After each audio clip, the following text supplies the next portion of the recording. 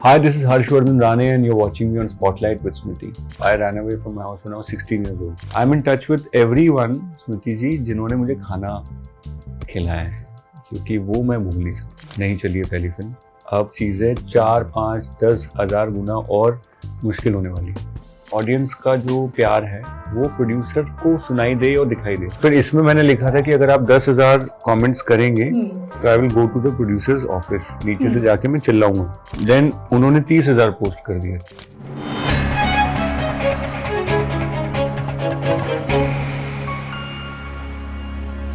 Hello, नमस्ते, आदाब and welcome to a brand new episode of spotlight. आज मेरे साथ हैं एक ऐसे एक्टर जिनकी मूवी की री रिलीज ने बॉक्स ऑफिस पर तहलका मचा रखा है। Presenting to you Harshvardhan Rane. Hi Harshvardhan. Hi Smriti, nice to meet you. Welcome to the show and a big congratulations. The movie is working so well. It's getting so much of love. How is the feeling?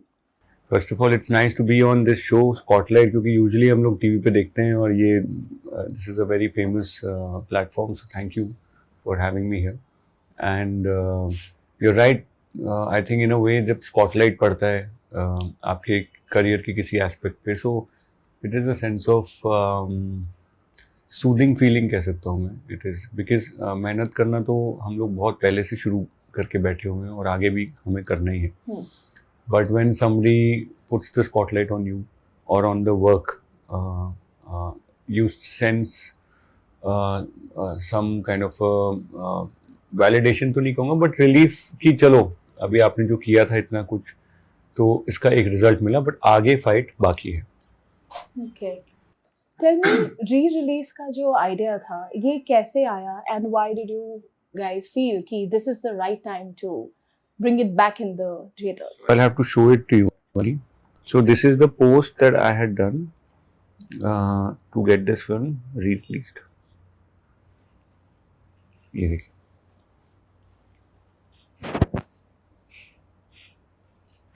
Okay. So this is how it all started. तो ये वहाँ से शुरू। Amazing. And the response is obviously, I mean. No, फिर इसमें मैंने लिखा था कि अगर आप 10,000 कमेंट्स करेंगे तो I will go to the producers office, नीचे से जाके मैं चिल्लाऊंगा। सो देन उन्होंने 30,000 पोस्ट कर दिए, तो मैंने एक्चुअली प्रॉमिस कर रहे हैं देखेंगे इस बार। नीचे आइए, please re release the film. So this is how it started. Okay. Tell me, जब भी कोई मूवी रिलीज होती है थिएटर में, there is obviously some pressure, certain pressure, और ये जब री रिलीज हो रही थी तब किस तरह का प्रेशर था कि यार पहली बार जो हुआ वो अगर वापस हो जाएगा तो इट्स ओके, कोई नहीं, या ऐसा लगा कि यार पहली बार जो हुआ वो अगर वापस हो जाएगा then you know it will be a very embarrassing situation? Journey कर चुके हैं मतलब इतने सालों से। So I ran away from my house when I was 16 years old. तब से लेके अब तक 25 साल हो गए हैं, और एम्बैरेसमेंट वगैरह ये सब वर्ड्स तो भी पता नहीं है, डर वगैरह भी मालूम नहीं है, ये सब वर्ड्स नहीं आते। अब ऐसा लगता है बस कि जो गोल क्या है कि एक प्रोड्यूसर को एक एक्टर से फ़ायदा होना चाहिए। That is the goal. कैसे होगा? ऑडियंस का जो प्यार है वो प्रोड्यूसर को सुनाई दे और दिखाई दे। तो तभी मैंने वो अपने इंस्टाग्राम पे एक पोस्ट डाला कि अगर आप लोग उनको 10,000 बार कमेंट करेंगे, अटैक करेंगे, तो मैं उनके पास कल सुबह ऑफिस में जाऊंगा। उन्होंने कर दिए 30,000 कमेंट्स, तो उसको मैं लेके यहाँ आ गया। So Smriti ji, I am more over goal oriented than feelings oriented. मतलब कि मेरे को क्या फील हो रहा है उससे ज़्यादा मेरी ड्यूटी क्या है, that is what I believe in. क्योंकि फीलिंग के हिसाब से बिहेव करना is a luxury. I don't have that luxury. Okay. जहाँ खुशी तो ऑब्वियसली होगी कि movie is getting so much of love, लेकिन थोड़ा सा फ्रस्ट्रेशन भी हुआ कि काश ये उस समय ही हो गया होता तो आज वो करियर ट्रेजेक्टरी कुछ अलग ही होती। नहीं, ऐसा कोई फ्रस्ट्रेशन नहीं है, क्योंकि फ्रस्ट्रेशन आता है आपको from expectations of a set order. मतलब आपको जब कोई बोलता है कि आप यहाँ से ऐसे जाना, वहाँ से राइट लेना, वहाँ आपको मंदिर मिलेगा, वहाँ से सीधे जाना। अगर ये रास्ता ही आपको कोई नहीं बताएगा तो आपको फ्रस्ट्रेशन नहीं होगा, क्योंकि वहाँ पे अगर मंदिर नहीं मिला तो कोई फ्रस्ट्रेशन हुआ ही नहीं, क्योंकि किसी ने आपको बोला ही नहीं। तो मुझे किसी ने वो रास्ता कभी बताया नहीं। कि इतने एज में इतना होना चाहिए या ऐसा पहली फिल्म को इतना रिस्पॉन्स मिलना चाहिए, ये सब चीज़ें मुझे किसी ने कभी बताया ही नहीं है, और तो कभी एक्सपेक्टेशन सेट हुई नहीं थी, तो फ्रस्ट्रेशन नहीं हुई. My mind mostly has worked on a very solution oriented level. So जब कोई चीज़ होती है या नहीं होती, माई माइंड स्टार्ट्स वर्किंग कि how to make this alright. तो जब नहीं हुआ तो मेरा दिमाग इसमें चलने लगा कि चलो as an actor what all should I start doing, because now it's going to be uphill journey. नहीं चली है पहली फिल्म, अब चीज़ें 4, 5, 10 हज़ार गुना और मुश्किल होने वाली है. तो अब क्या तुम कर सकते हो ऐसा जिससे कि जब तुम नोटिस हो जाओगे, क्योंकि वो तो होना एक दिन तो होता ही है, in your life, in my life, we have to keep trying, one day it clicks, वो तो मतलब मैथ्स है. But that day you should be at a point where people feel कि अरे यार ये तो मेरे सामने था and I should use it. चलो ऐसा, जैसे घर में कभी कभी ड्रॉअर में से एक चीज़ निकलती है, आप कहते हो अरे ये यहाँ रखा था, अरे ये तो मुझे चाहिए था हमेशा से, I want to be that object. So instead of frustration, I think my mindset was always into how to become better. That's really beautiful. आपने कहा that you ran away from home at the age of 16. Tell me, घर पे क्या situation थी that you had to, take this step? घर पे situation तो मतलब I don't want to get into the personal space because mom and dad were separated when I was 10 years old. So उसको हटा देते हैं. Where I ran away because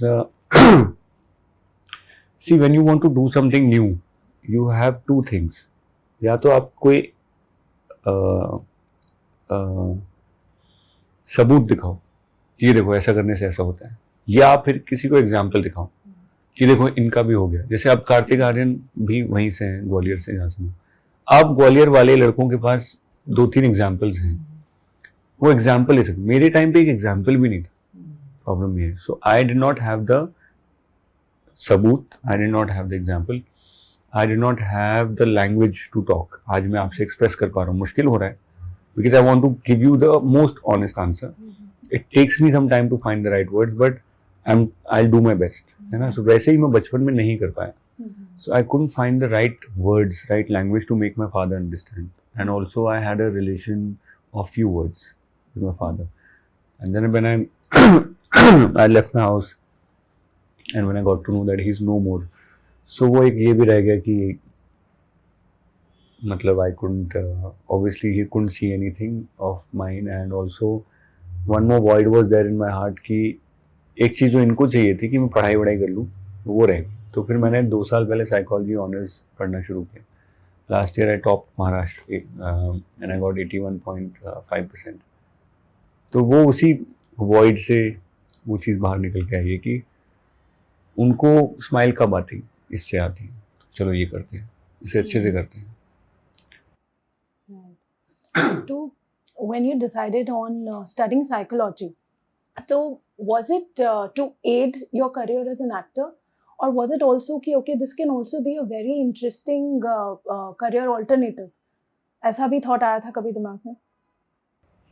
नहीं, मेरे दिमाग में थॉट ये था कि एजुकेशन तो करनी, मतलब बाकी रह गई थी, शर्म आती थी कि ग्रेजुएट भी नहीं है. तो वो एक ऑप्शन, एक चीज़ थी. एक क्राइटेरिया ये था कि डैड को कभी खुश देखने का जो मन था वो स्माइल नहीं देख पाए. तो मैं इमेजिन करता हूँ कि आई थिंक मेरा रिजल्ट देख के शायद अब वो स्माइल कर रहे होंगे ऊपर से. थर्ड ये रहा होगा कि I like human beings, I like how people behave, I like to understand and try to understand, not understand, try to understand what they are going through. There are many like 8 major aspects of why we say something और we behave in a certain way. पहला तो है आपका culture, दूसरा है आपका biology, like specially women know about this कि उनका बिहेवियर उनकी बायोलॉजी के हिसाब से चेंज होता है. Every month they have a hormonal period where their biology dominates their behaviour. So then third would be cognition कि आप किस लेवल की मेमोरी, जजमेंट, प्रॉब्लम सॉल्विंग को आप रखते हैं अपने दिमाग में. Then there would be something called past experience कि as a child how were you treated and what all did you go through. Then there is something called emotion, कि आज की आपकी इमोशनल स्टेट क्या है. Kind of questions you are going to ask me, I promise you ये 8 चीज़ें उसमें लागू होने वाली हैं. Then there is something called आपका मोटिवेशन क्या है. Now you are doing this for spotlight ji, तो योर मोटिवेशन इज कि ये आपका एक्सपेक्टेशन आपके बॉस का या आपके चैनल का ये है, तो you are motivated to deliver that. Then there is something called stimulus. Stimulus is कि अभी जैसे ये हमने कैमरा सेट कर रहे थे, now they are moving from here and there, am I going to be bothered by this, या मैं फोकस करके आपका आंसर दूंगा. तो दिस इज स्टिमुलस. मेरे बिहेवियर का रिस्पॉन्सिबिलिटी मेरा स्टिमुलस भी होगा, क्योंकि अगर एसी कम ज़्यादा हो गया तो शायद आप कंफर्टेबल नहीं होंगे. तो वो एक चीज़ है. फिर है एक्सपेक्टेंसी, कि what is expected out of me. So right now my expectancy is that Shruti ji must have traveled for a long time, and she must be needing a real answer and an honest answer. It is my duty to give that. You know, आगे पीछे जो भी हुआ है मुझे उससे मतलब नहीं है, but right now the expectancy. So this is 8 things and these are not all. इसके बाद भी बहुत कुछ है. So I feel कि this is how we these are responsible for our behavior, and मेरी लाइफ में भी ये सारी चीज़ों का they were responsible for how I select my films or how I behave or how I perceive life. Okay. Very interesting this is. Tell me, when you came to Bombay, you have done a lot of odd jobs also to kind of survive in this city. What was it that kept you motivated, you know, कि ये quit नहीं करना है और इसमें लगे रहना है मुझे? Because I'm sure life wasn't easy that time. जिन बच्चों को आई थिंक पेरेंट्स का अप्रूवल नहीं मिलता, वो ज़्यादा ही कुछ मोटिवेटेड होते हैं, आई गेस. So, मैं किसी को इस चैनल के थ्रू ये मोटिवेट नहीं कर रहा हूँ कि आप अपने पेरेंट्स को, अपने बच्चों का अप्रूवल मत दो. बट आई फील ये एक अजीब सा फैक्टर है, मतलब I shouldn't have said this, but anyways I think वो बच्चे पूरी जिंदगी लगे रहते हैं imagining some sort of a smile on their parents face. मतलब बड़ी सिली बात है, मतलब सिली भी नहीं है, बट मेरी रियलिटी शायद मैं आपसे शेयर कर पा रहा हूँ कि this has been one of my factors जो मुझे कभी जिसने ना कंप्लेन करने दिया ना फ्रस्ट्रेट होने दिया. And also Freud talks about this a lot. He talks about psychodynamic theory where he says कि all your behavior, वो थोड़ा ज़्यादा एक्सट्रीम है फ्रॉइड, मतलब मैं I like his theories, but वो थोड़ा सा ज़्यादा, वो कहते हैं सब कुछ ही तुम्हारे चाइल्डहुड. ऐसा नहीं होता है. मैं मानता हूँ कि यार एनवायरनमेंट भी तो कोई चीज़ है. तो नेचर वर्सेस नर्चर के डिबेट में I like a balance, but he says कि आपका पूरा बिहेवियर ही आपकी चाइल्डहुड की वजह से. So yeah, so I think a lot of it I relate to, and I feel कि उस अप्रूवल के स्टैम्प के लिए होता है ना, डैड या मॉम, आपको याद होगा शायद आपके पेरेंट्स का एक लुक होता होगा जब आपके अच्छे मार्क्स आते होंगे. May be your mom has a half smile और your dad does this to you. हर किसी के पेरेंट्स का एक जेस्चर होता है. वो जेस्चर की खोज में I think we keep working. Okay. How did you find a place to stay back then? Bombay में सर्वाइव कैसे किया, and what was it, how much were you earning that time? Finally, after 40 interviews, somebody is asking great questions. First of all, Smriti, thank you. क्योंकि it is so nice that you are so mindfully tackling and dealing with this. In Mumbai, इससे पहले मेरा पहला city जो exposure का था वो था दिल्ली. वहाँ पे जैसे ही मैं घर से भाग के 2001 में गया तो ऑब्वियसली जेब में 200 रुपये कुछ थे, तो 75 रुपये की टिकट आ गई थी, 125 बाकी था. 125 में 2-3 बार आप खाना खा सकते हो अच्छे से. 2-3 बार के बाद you need to find a job, you need to find a bathroom first of all, you need to find a job, you need to find a साबुन टू टेक अ बाथ. ये कुछ इनिशियल चीज़ें होती हैं जो आपको ज़रूरत होती है. वहाँ पे मैंने एसटीडी बूथ पे काम किया 10 रुपये पर डे के लिए. साइबर कैफ़े में काम किया 20 रुपये पर डे के लिए, और रजिस्टर मेंटेन करता था. फिर मैंने कुरियर बॉय का काम किया, फिर मैं डीजे का असिस्टेंट बना. ऐसे बहुत सारे और जॉब्स किए. मैं जब मुंबई आया तो यहाँ पे मैंने सीडी डिस्ट्रीब्यूशन का काम भी किया हुआ है. राज कंवर जी, इंदर कुमार जी और मुकेश भट्ट जी के ऑफिस में भी मैंने सीडी बांटी हुई है, और इंदू जी और मुकेश भट्ट सर को मैं ये मिलके बता चुका हूँ और वो मुझे याद नहीं किया, मेरे बॉस को याद, उन्होंने समझ गए। और मैं उनको साल भी बताया और मैंने बताया मीटिंग में क्या क्या हुआ था, तो उनको याद था। तो यहाँ तक आने के बावजूद मैंने सीडी डिस्ट्रीब्यूशन का काम मुंबई में किया हुआ। घर रहना सो नाइस, आपने मुझे उस थॉट में डाला। मैं पिछले 4-5 दिन में वहाँ गया ही नहीं हूँ। मलाड में 6,000 रुपये का घर रेंट पे हमने लिया था।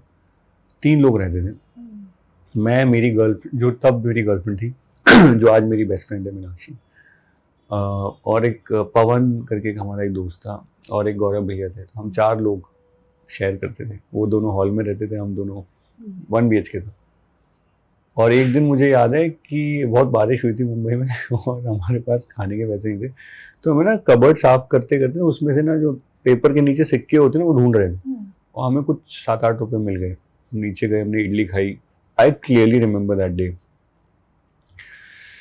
And then it was always next day खाना कैसे खाना है, that was our full goal. So yeah that is still my life. तो मुझे कोई कहता है अरे यार तेरे पास वो गाड़ी क्यों नहीं है, ये गाड़ी, आई फील कि भाई मेरे पास फ्रिज में खाना है, मेरे को, आपको आइडिया नहीं है मेरे लिए कितनी बड़ी बात है, क्योंकि I have seen the days where we didn't know what we'll eat tomorrow, and I am sure 99% people have gone through this. So मैं कोई बहुत नई बात नहीं बोलने वाला हूँ।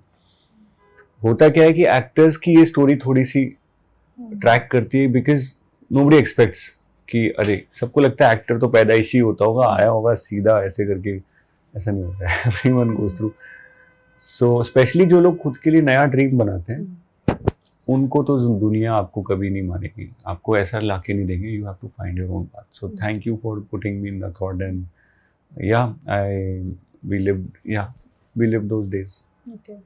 So you mentioned Meenakshi, who's your best friend now, and Gaurav and Pawan. उनसे भी आप टच में हैं अभी? टाइम मतलब 10 दिन पहले मैंने गौरव भैया को, ये रिलीज का कुछ वो भी नहीं था, आई मैसेज हिम, गौरव भैया I want to meet you. He was so happy. ये मतलब उनसे 1-2 साल में बात होती थी, but he was so happy. इस बार हम 8 साल बाद he got a message from me, और ये रिलीज का कुछ नहीं था ये सब इससे पहले। एंड ही said, Harsh, मैं बता नहीं सकता, I felt so good, and he brought his son also to just sit there and observe. And मैं उनसे फ्रीली बात नहीं कर पा रहा था, क्योंकि एकदम से नया इंसान कोई सामने बैठा हुआ था, उनका बच्चा। पहले हम तो आपस में वो खुल के बात करें, but yeah, that was a very special like experience, and I'm in touch with everyone, स्मृति जी, जिन्होंने मुझे खाना खिलाया है, क्योंकि वो मैं भूल नहीं सकता, वो मैं नहीं भूल सकता, क्योंकि आपको आइडिया है, आई एम श्योर, जब भूख लगती है तो जो सामने खाना रखता है वो इंसान आपके लिए भगवान से कम होता नहीं है। सो मेरी लिस्ट पूरी तरह से सिक्योर है उन लोगों की जिन्होंने मुझे खाना खिलाया। बहुत सारे लोग हैं। So sweet. अभी रिसेंटली जॉन अब्राहम ने एक बहुत ही प्यारा पोस्ट किया था after the movie re-release and got so much of appreciation that he was happy that you finally got your due in the industry. Now, coming from John, obviously it means something because he's a guy who's been there, done that, and he's also a producer, not just an actor. I wanted to know from you that do you feel sometimes that industry mein people haven't been able to kind of recognize your potential and therefore not harness it the way it can be? तो वो जो दिल्ली के, मैं आपको बात बता रहा था कि I was working in a study booth cyber cafe, then I was delivery boy. तो एक बार है ना 2004 में I was delivering a helmet box from Yamaha showroom to Hyatt Regency. जिनको देने गया था वो श्रुति जी थी, she was John Abraham sir's manager, and she asked me कि जॉन सर ने बोला आपको रुकने के लिए। मुझे लगा कुछ गड़बड़ तो नहीं हो गया, कुछ स्क्रैच वैच तो नहीं आ गया। So he just came out to thank me, and that is how I know him. मतलब वो 1 सेकंड में मुझे ना 10,000 आवर्स की ट्रेनिंग मिल गई थी कि ये यार ह्यूमैनिटीज़ नंबर 1, बाकी सब बाद में। ये आदमी ने एक डिलीवरी बॉय को थैंक यू बोलने के लिए रुकाया था। So that is how I saw him then. 2 साल पहले he was my producer and I was the actor, Tara versus Bilal. So I still see him like that. मुझे लगता है मेरे हाथ में हेलमेट है और जॉन सर खड़े। मैं आज तक उनसे खुल के और ऐसे मैं कभी बात नहीं कर पाता हूँ, बट उनका जब इंस्टाग्राम पे पोस्ट आया तो उन्होंने, he is a man of very few words, तो उन्होंने कुछ शब्दों में ही मेरी पूरी 20 साल डिस्क्राइब कर दिया। Finally ... you got your due.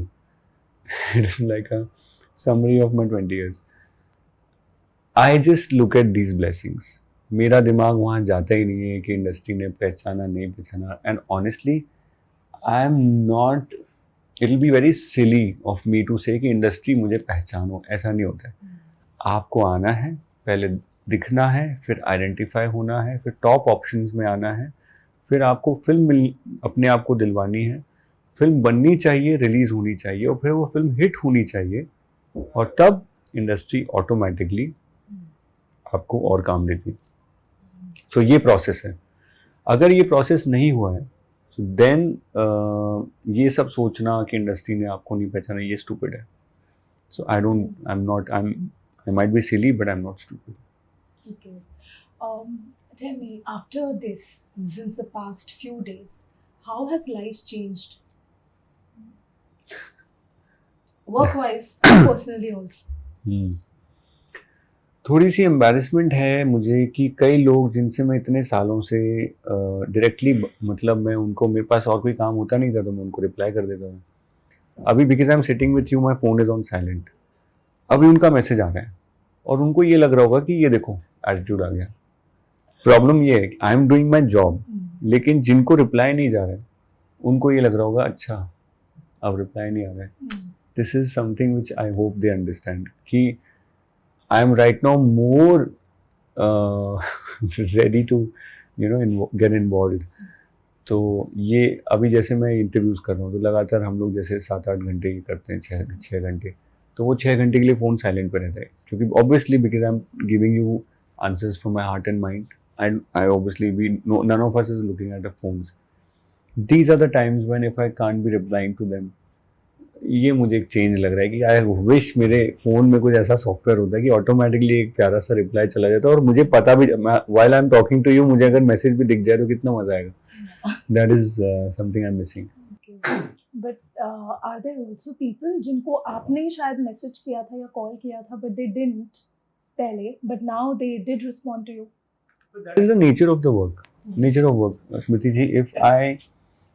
If you even when you go and buy a toothpaste, कौन सा टूथपेस्ट आप खरीदेंगे? नाम नहीं ले सकते, आपका चैनल बड़ा है, बट आपको भी पता है मैं क्या सोच रहा हूँ, करेक्ट? इतना आपको पता है कि इतना फेमस है वो टूथपेस्ट, समझ गए आप? वो लोग भी यही सोच रहे हैं उसी टूथपेस्ट के बारे में जो मैं सोच रहा हूँ, जो आप, क्योंकि उसका एड इतना देख लिया हमने। This is how the industry works. आप एक चीज को जब तक बार बार देखेंगे नहीं, इसको बोलते हैं अवेलेबिलिटी बायस इन साइकोलॉजी, जिसमें एक इन्फॉर्मेशन बहुत बार आपको दिखाई जाती है, देन यू अंडरस्टैंड अच्छा ये सही प्रोडक्ट है। तो जब तक आप दिखोगे नहीं तो why should they respond? So again I don't expect them to respond to some random people, you know, नए आए हैं, मैं अगर नया आया हूँ तो I don't expect them to respond. और अभी भी कुछ मैं ऐसा उम्मीद नहीं कर रहा हूँ कि अभी बहुत कुछ ऐसा कमाल, बट हाँ, God is being kind and people are being very warm to me and that's about it. I am not expecting ऐसा कुछ मैं एक्सपेक्ट नहीं कर रहा। विनय सप्रू जी ने आई थिंक अपने रीसेंट इंटरव्यू में कंफर्म कर दिया है that Sanam Teri Kasam 2 is gonna be made and we'll be able to see it next year Valentine's Day पे। Casting and all जो बाकी characters की है वो तो होगी when it is the right time। I want to know from you that if you were casting for the female lead of the part 2, who would you choose from the current lot of actresses that we have? स्मृति जी, जिस background से मैं आया हूँ ना, जो इंसान अपना खाना ही नहीं अरेंज कर पाया ना, वो इस तरह की थॉट प्रोसेस कभी रख नहीं पाता है, मैं आपको बता रहा हूँ। So I am like that the base level employee of this company. मेरे पास जब तक कोई गाड़ी आती है डिलीवरी के लिए ना, मैं ड्राइवर हूँ, मैं चला के आपके घर पे गाड़ी डिलीवर करता हूँ। अगर आप मुझसे पूछोगे कि आनंद महिंद्रा जी की अगली गाड़ी का डिज़ाइन बताओ, तो I will just be dumpster और मैं आपको चाबियाँ दे दूंगा, मैं डिलीवरी बॉय। तो मैं वो I and not just me, a lot of actors who are not producers, they have no idea. So Deepak Mukut sir, who is the owner of this film, I think will be in the right position to answer such questions. So also I want to, through your channel, I want to tell everyone, any questions about casting, script, date of release, the sole right of this product called Sanam Teri Kasam, the IP, the intellectual property, belongs to a man called Deepak Mukut. I think he'll be in a better position. It will be very wrong of me to cross this line and talk on his behalf. And रही बात actress की choice की, ma'am, तो मैं ऐसे background से आता नहीं हूँ जो हीरोइन की कास्टिंग में मतलब जानना भी चाहता है कि क्या हो रहा है। मेरे सामने आप पेड़ को भी रख दोगे तो आपने देखा है कि मैं उसके साथ भी लास्ट सीन में रोमांस कर रहा था। तो आप इट्स माय जॉब, आप मेरे सामने पेड़ रख दिए, बोले इसके साथ रोमांस करो, तो मैं वो भी कर रहा हूँ। तो you can understand, I don't come from that school of thought कि मुझे ऐसी गाड़ी चाहिए, मुझे ऐसा लाइफ चाहिए। मुझे काम करना है, प्रोड्यूसर को फ़ायदा दिलवाना है और आगे बढ़ना है।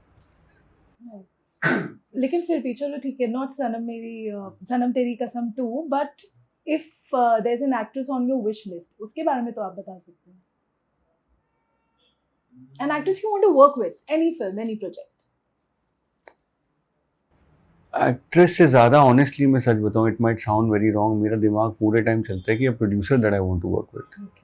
क्योंकि लोग नहीं समझते हैं ये बात कि जो खाना घर में बनता है, this is one of the analogies I use, वो खाना बनाती तो मम्मी है, मतलब डायरेक्टर, बट वो पैसे कौन कमाता है? वो सब्जी लाने के डैडी कमाते हैं, या किसी के घर में उल्टा भी होगा, या दोनों लोग कमाते हो। बट मेरा एक जो स्टीरियोटाइप होता है कि डैड कमा के लाते हैं मम्मी, तो वो स्टीरियोटाइप के हिसाब से अगर सब्जी कोई खरीदेगा ही नहीं तो खाना बनाएंगे क्या, और खाना बनेगा नहीं तो सब्जी का करेंगे क्या? तो ये क्या है, पहले मुर्गी पहले अंडा वाली बात है। और इस सिचुएशन में I would like to just focus कि भैया पहले सब्जी लेके तो आओ, बात स्टेप बाय स्टेप, सब्जी लेके तो अब आप मुझे बोलोगे किस प्लेट में खाना खाना है, भाई सब्जी घर में खाने ही नहीं है तो आप कहोगे प्लेट कौन सा, जो बहुत लेटर का क्वेश्चन है ये, कि चीनी मिट्टी के प्लेट में खाओगे या एल्यूमिनियम के प्लेट में खाओगे, वो तो बहुत बात की बात है। पहले घर में सब्जी तो आए, फिर मम्मी खाना तो बनाए, फिर वो बने, फिर वो खाना परोसते टाइम वी विल थिंक कि कौन सी प्लेट निकालनी है, वो later stage.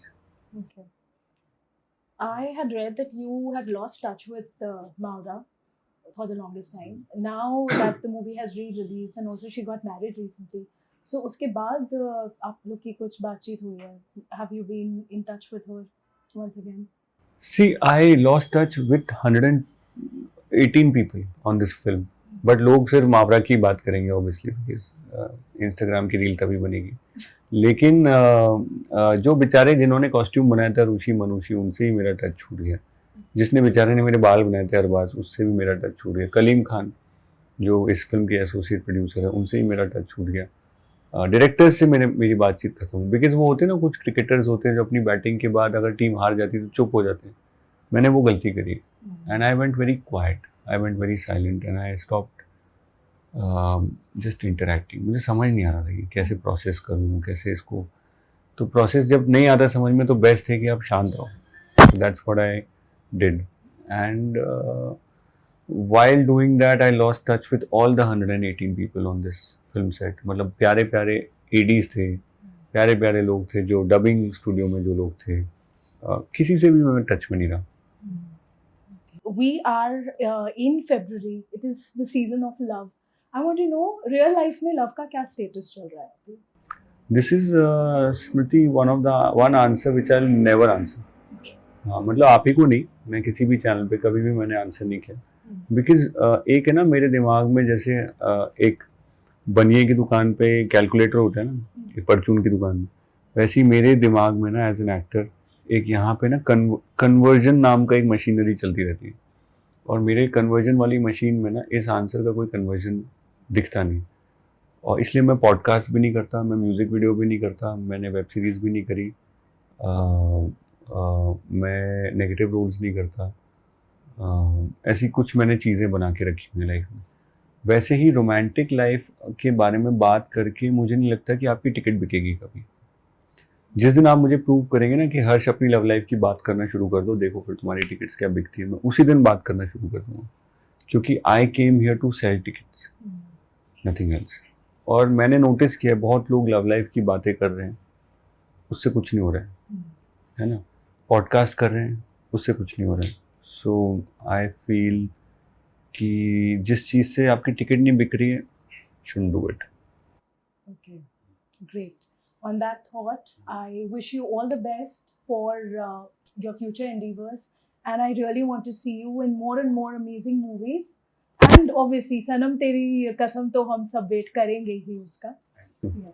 Thank you, Smriti, and through your channel, I want to say this to all the fellow actors that one has to do his duties every single day. Get up, wear good clothes, work out on your every part of your body, not just gym. अपने brain के cognition पे, memory पे, अपनी perception पे, फिर अपने breathing पे, अपनी आवाज़ पे, मतलब एक एक पार्ट को आपको करना पड़ेगा. ऐसा नहीं जिम चले गए बॉडी बना ली, आपको योगा भी करना है, आपको बैडमिंटन भी खेलना पड़ेगा थोड़ा, ताकि आपको एजिलिटी बनी रहे. आपको स्प्रिंटिंग भी करनी चाहिए ताकि आप भाग तो सको. पता चला बॉडी इतनी बना ली कि आप गिरी गए, भागे. Work on every aspect. अपने दोस्तों का ध्यान रखो, अपने रिलेटिव्स का, अपने सिबलिंग्स का ध्यान रखो. अगर पेरेंट्स हैं लाइफ में तो और भी अच्छे, यू आर लकी. ये सब कुछ करो और एंड में आके रात को चेक करो, did I give it my all, and if the answer is yes, sleep well. सुबह उठ के चेक करो, कोई रिजल्ट मिला, आंसर यूजली मना होगा, नो में आएगा. Again start this whole process and do this process for days, weeks, months, years, sometimes 9 years and 25 years. I've been doing this for 25 years. So this is for all my fellow actors who are there and who are no more with us, and just hang on, stay in the fight.